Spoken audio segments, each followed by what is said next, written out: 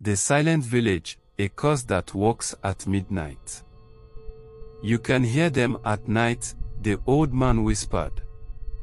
Footsteps in the dirt, but when you look, there's no one there.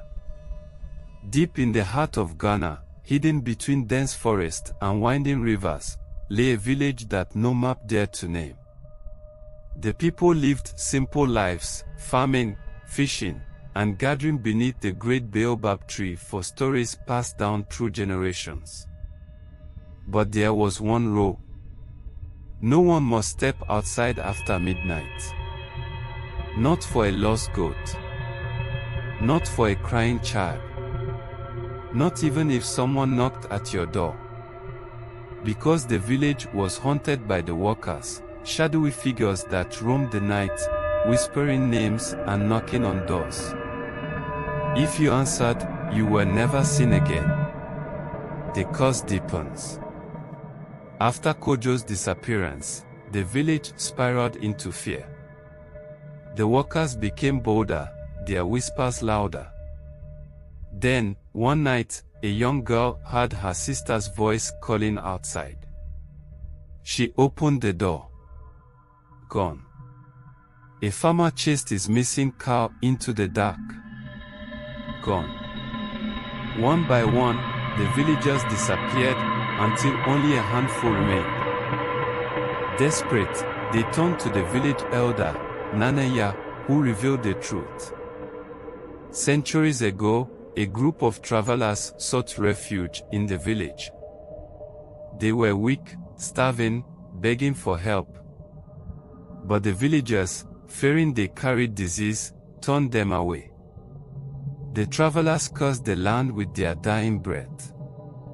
If you will not shelter us in life, you will walk with us in death. Ever since, their spirits had wandered, looking for more souls to join them.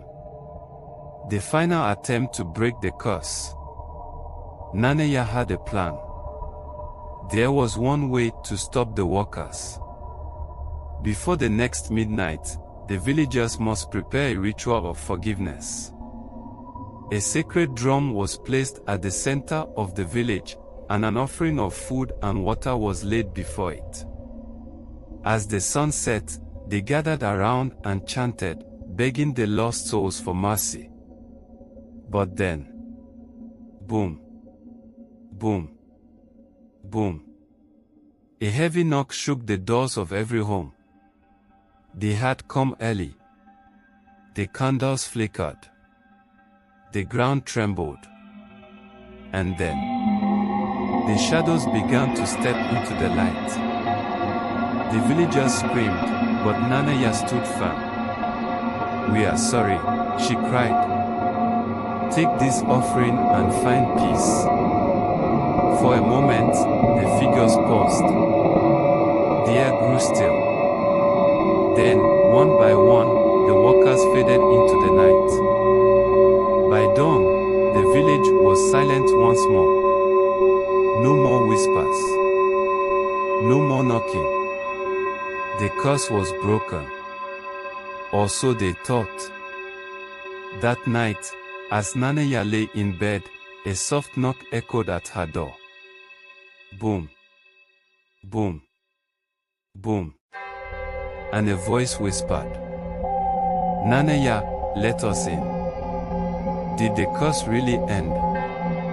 Or was it just waiting for the right moment to return? Would you open the door? Drop a eyes in the comments if you would stay inside. Drop a ghost if you would answer. Tag a friend who would definitely open the door the forbidden night. For decades, the villagers obeyed the rule. No one questioned the eerie silence that blanketed the village after dusk.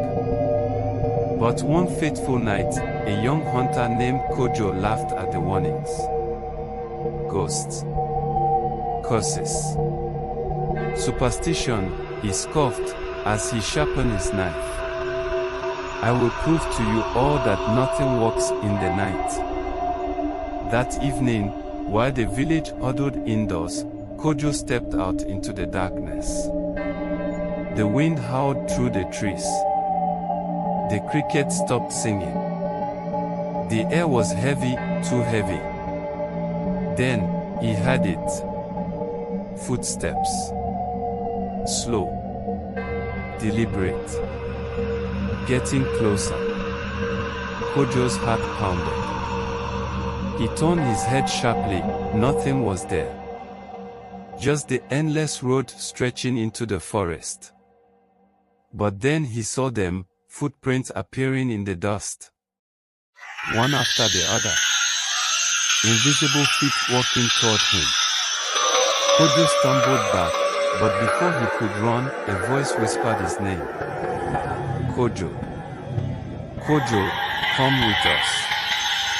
It was his mother's voice. But his mother was inside, sleeping. Kojo screamed. He turned to flee, but the moment he did, cold fingers clamped around his wrist. He vanished into the night. The next morning, all that was left were his footprints, ending abruptly in the middle of the road. Kojo was never seen again.